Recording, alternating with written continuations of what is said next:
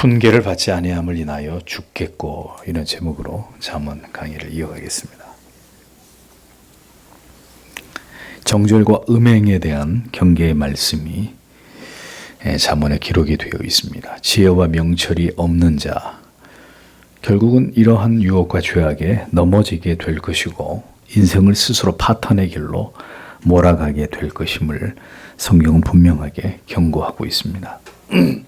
그리스도인이 가장 경계해야 될 죄악 중에 하나가 바로 음행이라는 것을 성경은 여과 없이 분명하게 우리에게 가르칩니다.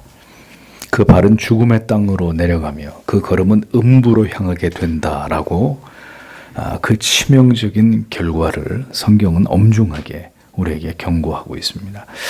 그런데 이렇게 음행의 유혹으로부터 자기를 지키기 위한 길은 그러면 무엇이냐? 이 하나님이 가장 미워하시는 죄인 음행으로부터 자기를 지키는 길이 뭐냐? 성경이 이제 그 대안을 우리에게 말씀하고 있습니다. 고린도전서 7장 2절에서 3절에 보면 음행의 연고로 남자마다 자기 아내를 두고 여자마다 자기 남편을 두라. 남편은 그 아내에 대한 의무를 다하고 남편도 그 아내도 그 남편에게 그렇게 할지라라고 분명히 성경에 기록이 되어 있습니다. 이게 무슨 얘기냐면 성경은 하나님은 인간을 정확히 알고 계시는 분이라는 겁니다. 그분이 인간을 지으셨기 때문이죠. 인간을 그렇게 조성하신 분입니다. 인간의 연약함을 아시는 하나님께서 아담에게 하와를 지어주셨고 또 방금 읽은 고린도서의 말씀처럼 음행의 연고로 남녀가 만나 사랑의 감정을 갖게 되고 결혼이라는 합법적인 제도를 통해서 가정을 이루게 하신 이 하나님의 섭리를 분명히 나타내셨습니다. 그러니까 먼저 인간은 이 부끄러워할 문제가 아니고 감출 문제가 아니고 자연스러운 것입니다. 인간은 먼저 성욕을 가진 존재라는 것을 분명하게 인식할 필요가 있습니다. 하나님이 인간을 그렇게 지으셨습니다. 식욕만 있는 게 아니라 명예욕, 권력에 대한 욕망, 이런 욕망들 중에 기본적으로 인간이 성욕을 가지고 있는 존재로 하나님이 인간을 그렇게 지으셨다. 그런데 이 성욕은 반드시 제한적인 대상을 전제하고 결혼이라는 제도 속에서 아름답게 그 성욕이 해소되도록 하나님이 그렇게 장치를 하셨다는 겁니다. 그래서 이 제도를 벗어날 때 성욕은 음욕이 되고 음행이 되고 음란이 되는 것입니다. 사랑을 전제로 성은 아름답고 순결하고 순리대로 이루어지도록 하나님은 그렇게 인간에게 성을 허락해 주신 것입니다. 성이 아름답고 행복하고 진정한 참 기쁨이 되기 위해서는 하나님이 정하신 이 법을 반드시 지켜야 합니다. 그래서 잠언은 이제 음행을 예방하기 위한 방책에 대해서 말씀을 하고 있습니다. 그것은 건강하고 순결한 부부관계를 잘 유지하는 것이다. 이렇게 성경이 우리에게 가르칩니다. 15절에서 17절을 보면 너는 너 자신의 우물로부터 그리고 너 자신의 샘 가운데로부터 흐르는 물을 마시라. 어찌하여 너의 샘물이 밖으로 물의 시내들이 거리들로 넘쳐 흐르게 할 것이냐. 그것들이 너 자신을 위하여 네게 있게 할 것이다. 그리고 타인들이 너와 함께 있지 않게 오문을 직역을 하면 이런 의미가 됩니다.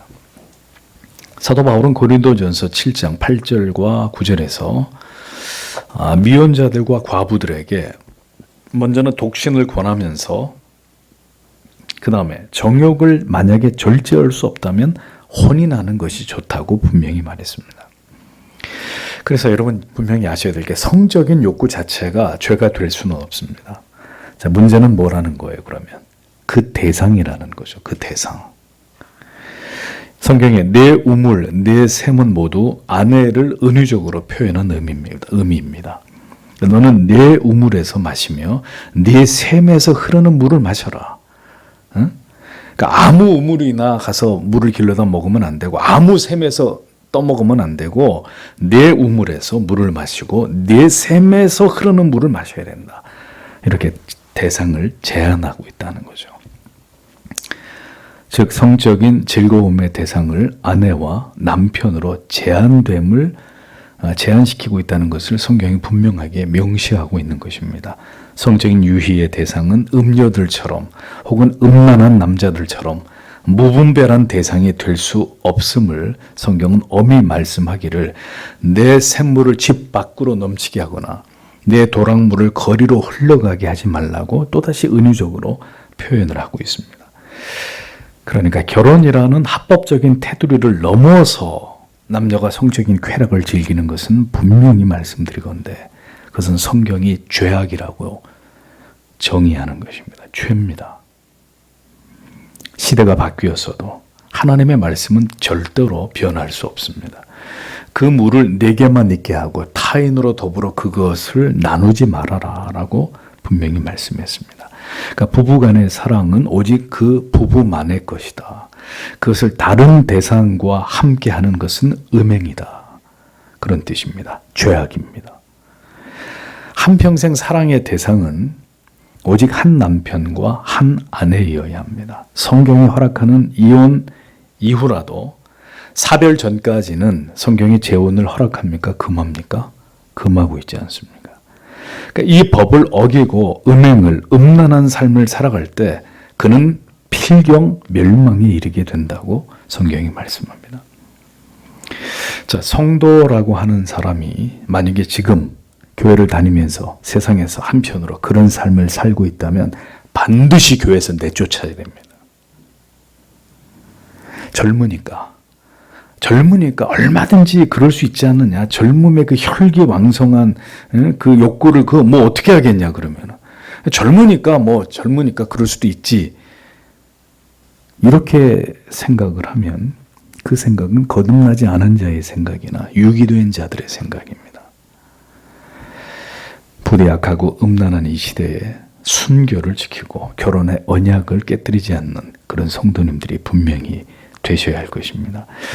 이렇게 평생을 남편과 아내가 서로를 사랑하며 살아가기 위해서 가치 있는 노력이 반드시 필요합니다. 18절에서 20절을 보십시오. 너의 셈이 복되게 하라. 그리고 너는 너의 젊은 시절의 아내로부터 즐거워하라. 사랑들의 암사슴 그리고 아름다움의 야생 암염소 그녀의 가슴들이 모든 때에 너를 만족하게 할 것이다. 그는 그녀의 사랑 속에 계속 방황할 것이다. 그리고 내 아들아 어찌하여 너는 창녀에게 방황하고 이방 여인의 가슴을 끌어안을 것이냐 라고 기록이 되어 있습니다.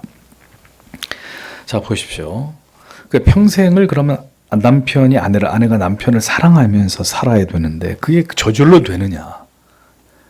아니라는 겁니다. 가치 있는 노력이 분명히 필요합니다. 음행의 죄악에 넘어지지 않기 위해서는 아내를 소중히 여기고 그 아내로 기뻐하고 그 아내로 즐거워해야 된다고 성경은 말씀합니다. 여기서 너의 셈이란 역시 아내를 의미하는 것이죠. 그러니까 그 아내를 젊어서부터 노년에 이르기까지 그녀로부터 즐거워하라고 말씀합니다. 사랑스러운 암사슴, 아름다운 암노루라고 아내를 은유적으로 표현합니다. 굉장히 로맨틱한, 에로틱한 이런 표현입니다. 자, 남편은 그렇기 때문에 아내를 그렇게 사랑해 주어야 합니다. 사랑이 아내에게로 계속해서 언제나 흘러 들어가게 해야 된다는 것입니다. 그리고 그렇게 남편들이 다른 여인에게 눈길을 주지 않고 한 아내를 사랑스러워하고 그 아내로 기뻐해야 되는 것은 성경이 말씀하는 당위만으로는 어렵다는 것을 아내들은 먼저 이해할 필요가 있습니다. 그러니까 이렇게 건강하게 가정을 지키는 일에는 남편이 오직 한 여인에게 사랑을 하기로 한 맹세를 굳게 지키는 노력도 필요하고 그 다음은 아내의 노력도 반드시 필요하다는 겁니다. 왜? 남편이 아내를 언제나 사랑스럽게 여기도록 아내 역시 언제나 자기의 외면과 내면을 아름답게 하기 위해서 성실히 노력해야 된다는 것입니다. 성경에 아름다운 사슴, 노루로 이렇게 아내를 표현을 합니다. 너는 그 품을 항상 족하게 여기며 그 사랑을 항상 연모하라고 말씀했습니다. 그러니까 아내는 언제나 남편을 위로하고 그의 즐거움이 되기 위해 노력해야 합니다. 물론 그것은 남편도 아내에 대해서 동일한 것입니다. 아내만 그렇게 하고 남편은 그렇게 하지 않아도 된다. 그런 뜻이 절대로 아니라 상호적으로 그렇게 해야 합니다. 서로를 사랑스럽게 여기도록 노력하는 것이 중요한데 그게 왜 중요하겠습니까? 왜 중요할까요? 그렇지 않으면 결국 음행의 유혹을 받게 되고 결국은 사랑이 깨어지는 일들이 일어날 수 있기 때문입니다. 부부가 오래 살다가 보면 서로에게 너무 익숙해지기 마련입니다. 그러나 사랑의 감정만큼은 보존하고 지키기 위해 노력해야 합니다. 서로를 더 불쌍히 여기고 서로를 향한 사랑의 마음을 지키기 위해서 육신적, 정신적, 정서적 공동의 노력을 기울여야 합니다. 성경은 분명히 사랑스러운 암사슴, 아름다운 암노루의 아내를 지칭했습니다. 사랑스러운 암사슴이다. 아름다운 암노루다. 암사슴은 우아한 다리와 아름다운 눈 때문에 고대 근동의 문학작품 속에서 사랑스러운 여인을 비유하는 데 종종 사용됩니다. 암노루라고 번역되는데 원문에는 야생 암염소입니다. 그런데 근동 지역의 야생 염소는 우리가 생각하는 그런 염소처럼 생기지 않고 좀 우아한 모습을 가졌어요. 목이 길고. 그래서 고대 지역, 근동 지역에서는 깊은 사랑과 애정의 대상으로 종종 이 야생 암염소를 종종 표현하기도 했습니다. 그 품을 항상 족하게 여기며라고 했는데 이것은 아내를 통해서 남편이 모든 기쁨을 얻는 것을 의미합니다. 그러니까 남편을 만족시켜 줄 수 있는 유일한 존재로서의 누구라는 거예요? 이 하늘 아래 둘도 없는 남편을 만족시켜 줄 수 있는 유일한 존재로서의 아내들이 되라 그 말입니다. 남편도 이 세상에 유일하게 사랑하는 존재로 아내를 여겨야 되고 아내는 남편에게 유일하게 내 남편에게 내 남자에게 만족을 줄 수 있는 존재로서의 아내. 이게 성경이 얘기하는 아내의 위치입니다. 남편에게 아내는 그런 사명이 있고 아내에게 남편은 그런 책임이 있는 존재라는 것을 여러분들의 성경을 통해 올바로 이해하실 필요가 있습니다. 이 의무를 다하지 않으면 음행의 유혹에 넘어가는 것입니다. 아내와 남편은 하나님께서 성을 통해 기쁨을 얻게 하신 하늘 아래 단 한 사람의 존재입니다. 둘도 없는. 그런데 그 존재를 통해서 하나님이 허락하신 기쁨을 얻지 못한다면 그 관계가 어떻게 될까요? 이 세상에서 가장 괴롭고 고통스러운 관계가 되는 것입니다. 유일한 존재인데 서로에게 기쁨과 위로를 얻을 수 있는, 만족을 얻을 수 있는 유일한 대상인데 그 대상으로부터 그걸 얻지 못한다? 최악의 되는 거예요. 그 관계는 최악의 관계가 되는 거죠. 성경이 음행을 금하면서 반대로 왜 부부간의 이 깊숙한 사랑의 문제까지를 이렇게 적나라하게 말씀하고 있는지를 성도 여러분들께서는 올바로 이해하셔야 될 필요가 있습니다. 왜 성적인 문제를 음행의 문제로, 성적인 문제나 음행의 문제로 가정이 깨어지는지, 가정에 심각한 문제가 생기는지, 성도 여러분, 성경을 통해서 올바로 그 원인을 아셔야 되고, 그 문제를 지혜롭게 진리의 가르침을 따라 예방하는 지혜를 배우셔야 합니다. 그러니까 이러한 문제를 다루는 것을 교회가 금하거나 이런 원리를 가르치지 않기 때문에 젊은 남녀들이 성적으로 타락을 하게 되고 부부 사이에 해결되지 않는 어떤 갈등과 문제 때문에 오랜 세월 고통을 겪는 일들이 일어나는 것입니다. 부부의 관계가 성경이 말씀하는 것처럼 순리적이고 순결하고 서로를 향해 그 의무를 다하는 진실되고 성실하지 않을 때 반드시 음행의 유혹을 피할 수 없게 되고 그로 인해서 모든 아름다운 관계는 파괴될 수 있다는 사실을 잊어버리지 마십시오. 인간은 완전한 존재가 아닙니다. 이 하나님의 말씀을 따르지 않으면 다 잃어버릴 수 있어요. 다 깨져버릴 수 있어요. 이것은 절대로 가볍게 여길 수 있는 문제가 아닙니다. 이 설교를 이렇게 제한된 여러분들만 듣고 계시는 게 참 안타까운데 남편은 아내에게, 아내는 남편을 향해서 족하게 여기고 항상 그 사랑을 연모하는 관계가 되기를 평생 노력해야 합니다. 그래서 부부 사이에는 어떤 틈이 존재해서는 안 됩니다. 부부의 결합은 한 몸이 되는 거예요. 그 사이에 무엇도 존재할 수 없는 것입니다. 이 성경의 원리를 깨뜨리면 언제나 유혹에 넘어지게 되고 관계는 깨어지게 되어 있습니다. 그것이 우리의 가정을 음행의 유혹으로부터 안전하게 지키는 첩경이 되는 것이죠. 틈이 존재해서는 안 된다. 죄악은 어떤 경우도 합리화할 수 없지만 죄가 저질러질 수 있는 상황을 방치한 것에 대해서도 남편과 아내는 깊이 생각해 볼 필요가 있습니다. 왜 음료를 연모하겠습니까? 자기 아내를 놔두고 왜 음료를 연모하게 되겠습니까? 왜 이방의 음료의 품을 사모하는 일들이 일어나게 되겠습니까? 아름다운 부부의 사랑의 연합이 무너지고 금이 가고 그 복된 관계가 회파되기에 결국 음행의 죄악이 발생하는 것이죠. 다윗은 왜 우리아의 아내에게 음욕을 느낀 것일까요? 다윗의 아내가 누굽니까? 첫 번째 아내가 사울의 딸 미갈입니다. 그녀는 남편인 왕인 남편 다윗을 업신여기는 여인이었습니다. 사무엘하 6장 16절에 보면 다윗 왕이 여호와 앞에서 뛰놀며 춤추는 것을 보고 심중에 저를 업신여기니라 라고 기록되어 있습니다. 누가요? 미갈이.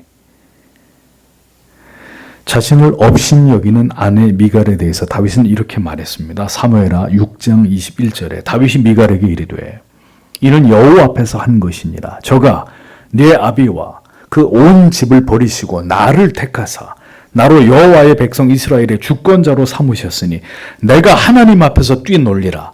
내가 이보다 더 낮아져서 스스로 천하게 보일지라도 네가 말한 바 계집 종에게는 내가 높임을 받으리라 한지라. 그러므로 사울의 딸 미갈이 죽는 날까지 자식이 없으니라 라고 기록되어 있습니다.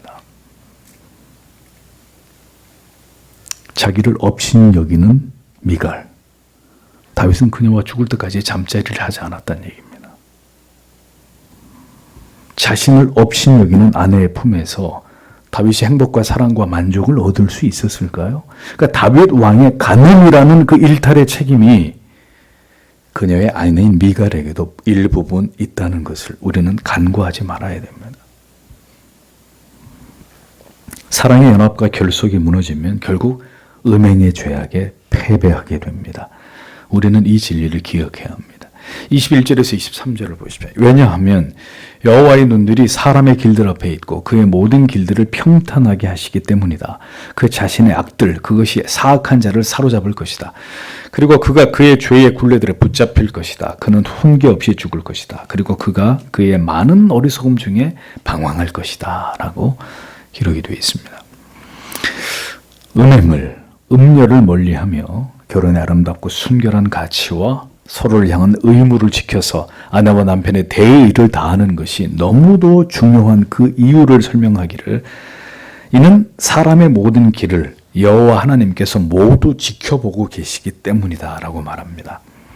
대저 사람의 길은 여호와의 눈앞에 있나니 원문에는 왜냐하면이 있어요. 키 접속사가 있습니다. 음행을 저지르는 자들은 은밀하게 그 악을 저지르지만 여호와의 눈은 피할 수 없습니다. 언제나 음행을 피할 수 있는 길은 경건을 훈련함으로 하나님을 두려워하고 경외하는 그 마음을 유지하고 지키는 것으로 가능한 일입니다. 다시 말하지만 음행은 하나님이 가장 미워하시는 죄입니다. 이것은 반드시 피해야 될 죄악이고 사람의 힘을 의지하기보다는 우리가 언제나 하나님을 가까이 함으로 거룩과 경건의 능력으로 극복해야 될 신앙의 과제입니다. 그가 그 모든 길을 평탄케 하시느니라 라고 말씀했는데 여기서 평탄케 하다라는 말은 정확히 해석을 하면 정확히 헤아리기 위해서 저울에 달아보다 이런 뜻입니다. 그러니까 한글 성경과 약간 차이가 있어요. 그 의미가 정확히 헤아리기 위해 저울을 달아본다. 곧 하나님께서는 인간의 행위와 그 마음의 숨은 동기를 다 꿰뚫어 보시면서 정확히 그것을 헤아려 보기 위해 저울에 달아보고 계시는 분이다. 모든 것을 정확히 꿰뚫어 보면서 인간의 마음에 품은 그 음욕을, 음란하고 악한 생각들을 정확히 알고 계시는 분이다라고 말씀하는 것입니다. 자, 성도 여러분. 성욕을 올바로 다스리고 통제하지 못함으로 젊은이가 결혼도 안 했는데 혼전 순결을 범하고 부부로서의 대의를 저버리고 간음을 행하고 이러한 성적인 죄악을 행하는 자들은 이제 성경이 무서운 그 결말에 대해서 얘기합니다. 결국 자기의 악에 스스로 걸리는 것이다. 이렇게 말씀합니다. 모든 음란한 그의 삶과 그의 음행의 죄가 결국 그 자신에게 덫이 되어서 그를 파멸로 이끌어갈 것이다. 성경은 엄히 경고합니다. 여러분, 결혼하기 전에 숱한 남자와 즐기고 숱한 여자와 음행을 즐긴 자가 요행히 결혼을 한다고 가정을 해보죠. 그 결혼 생활을 하나님의 축복하실까요? 그 결혼에 행복할 수 있을까요? 불가능한 일입니다. 결국 엄중한 보응을 받게 된다고 성경은 말씀하고 있습니다. 그 죄의 줄에 스스로 매이게 된다라고 성경이 말씀합니다. 견고한 올가미에 묶임을 당하게 되어서 결국은 그의 삶이 멈춰 서게 된다. 죽는다는 얘기예요. 음행에 대한 경고를 우습게 여기는 자들은 이 하나님의 숱한 말씀의 훈계를, 교훈을, 경계를 받지 않음으로 인해서 결국은 죽게 될 것이라고 성경은 말씀합니다. 불신결혼, 혼전 순결을 지키지 않는 음란함, 음녀를 가까이 함으로 부부의 대의를 깨뜨린 죄악에 대한 이 모든 경고를 우습게 여기는 젊은이들과 그리고 어리석은 음란에 빠진 남편과 아내들은 어떻게 된다고 성경이? 결국 죽임을 당한다. 하나님과의 관계로부터 영원히 끊어지게 되는 결과를 맞게 된다는 겁니다. 스스로 자업자득에, 스스로 자기 인생을 멸망의 길로 인도하는 것이 된다는 거죠. 그 다음에 미련함이 많음으로 인하여 혼미하게 되느니라 라고 그 비참한 결과를 얘기합니다. 음행에 빠진 자는 미련하게 그지없고 결국 음행의 결과는 그의 인생이 혼미하게 되는 것이다. 혼미하게 되다라는 말은 술에 취해 비틀거리다라는 말로 자신이 어떤 삶을 살아야 될지를 모두 잊어버린 채로 인간을 그냥 인생을, 한 번뿐인 인생을 완전히 망쳐버리게 된다는 거예요. 정처 없이 그냥. 어떤 뚜렷한 목적도, 삶의 의미와 가치도 없이 그냥 흥청망청 인생을 그렇게 살다가 끝나버리는, 혼미하게 된다. 음행에 빠진 자의 비참한 인생의 말로를 성경은 이렇게 분명하게 말씀합니다.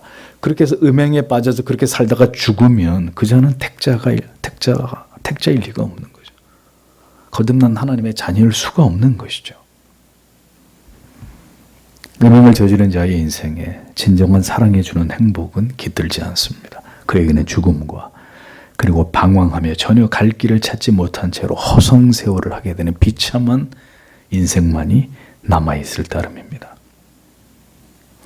지혜를 가까이 하지 않으면 미련으로 가득 채우는 인생이 될 뿐입니다. 지혜를 가까이 하지 않으면 미련함을 그 인생에다가 가득 채우는 결과를 피할 수 없다. 불신자와의 결혼, 결혼 전에 순결을 지키지 않는 음란한 삶, 부부의 약속을 저버린 간음, 이 모든 것은 지극히 미련하고 어리석은 삶으로의 지름길입니다. 특별히 이러한 죄악에서 자기의 영혼과 육체를 순결하게 지키지 않은 젊은이들은 그의 삶 속에서 반드시 그 모든 대가를 지불하게 됩니다. 따라서 여러분이 예수를 믿기 전에 그런 지은 죄가 있다면 철저하게 회개하고 다시는 그런 죄를 범해서는 안 될 것입니다. 예수 믿기 전에 제가 세상에서 살 때 그런 악을 저질렀습니다. 어떻게 할 거예요, 그거? 예수 믿기 전인데. 주님이 다 그 죄를 용서하셨기 때문에 여러분들은 그 죄에 대해서 자유할 수는 있으나 문제는 그것으로 회개하고 돌이켰으면 다시는 그런 죄를 지으면 안 돼요. 성은 오직 하나님의 법 안에서만 아름다울 뿐입니다.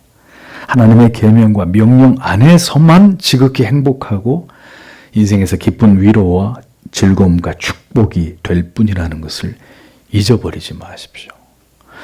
그것 말고 다른 종류의 기쁨이 있다고 이야기하는 것은 사탄의 음성입니다. 뱀의 속삭임입니다. 부디 약하고 음란한 시대 속에서 하나님께서 성도의 가정을 지켜주시고 모든 경건한 젊은 지체들, 그들의 영혼과 육체를 하나님이 온전히 순결하게 보존해 주시기를, 그들이 합당한 짝을 만나기 전까지 절대로 이러한 성적인 유혹에, 음행의 유혹에 넘어지지 않고 오늘도 이 지혜의 말씀으로 무장해서 자기의 영혼과 육체를 순결하게 보존하는 지혜로운 하나님의 백성들이 되기를 오늘도 이 말씀을 우리가 기억하면서 하나님 앞에 간절히 기도하고 돌아가기를 원합니다. 기도하겠습니다.